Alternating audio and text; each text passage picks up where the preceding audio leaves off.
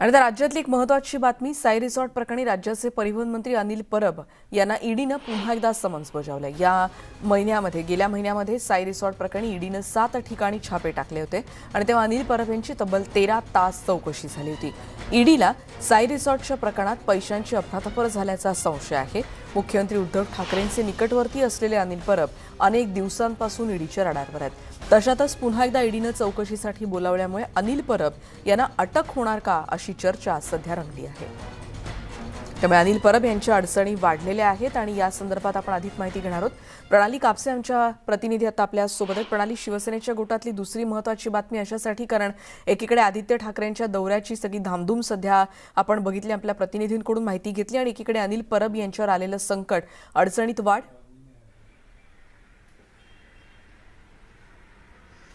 नक्कीच असं म्हणावं लागेल, कारण अनिल परब यांची ही दुसऱ्यांदा चौकशी होते। यापूर्वी 13 तारखेला यापूर्वी 13 तास त्यांची चौकशी झाली आहे। त्यानंतर आज म्हणजे 15 जून रोजी त्यांना समन्स बजावण्यात आलेला आहे आणि आजच आदित्य ठाकरे यांचा अयोध्येचा दौरा आहे। त्यामुळे अनिल परब नेमकं काय करतात, आज ते ईडीच्या चौकशीला जातात का, हे बघणं महत्त्वाचं ठरणार आहे। दुसरीकडे चर्चा अशी सुद्धा आहे की आत्तापर्यंत बघण्यात आलं आहे की अनेक वेळेला अशा पद्धतीनं चौकशीसाठी बोलवलं जातं आणि त्यानंतर त्यांना अटक केली जाते। त्यामुळे अनिल परबांवर आज अशी काही कारवाई होते का, हे सुद्धा बघणं महत्त्वाचं ठरणार आहे। दापोली इथल्या रिसॉर्ट प्रकरणामध्ये CRZच्या नियमांचं उल्लंघन तर झालेलंच आहे, परंतु त्याचबरोबर या ठिकाणी मनी लॉन्ड्रिंग झालं असा अनिल परब यांच्यावर आरोप आहे।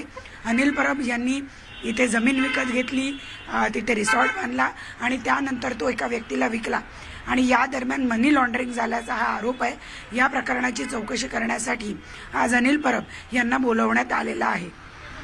धन्यवाद प्रणाली, या सविस्तर माहितीबद्दल। क्षणाक्षणाचे अपडेट आमच्या प्रतिनिधींकडून आपण घेत राहणार आहोत। प्रणाली कापसे या संदर्भातले अधिक माहिती देत होते आणि अनिल परब यांच्या अडचणीत वाढ झाली आहे। ईडीनं पुन्हा एकदा त्यांना समन्स बजावलंय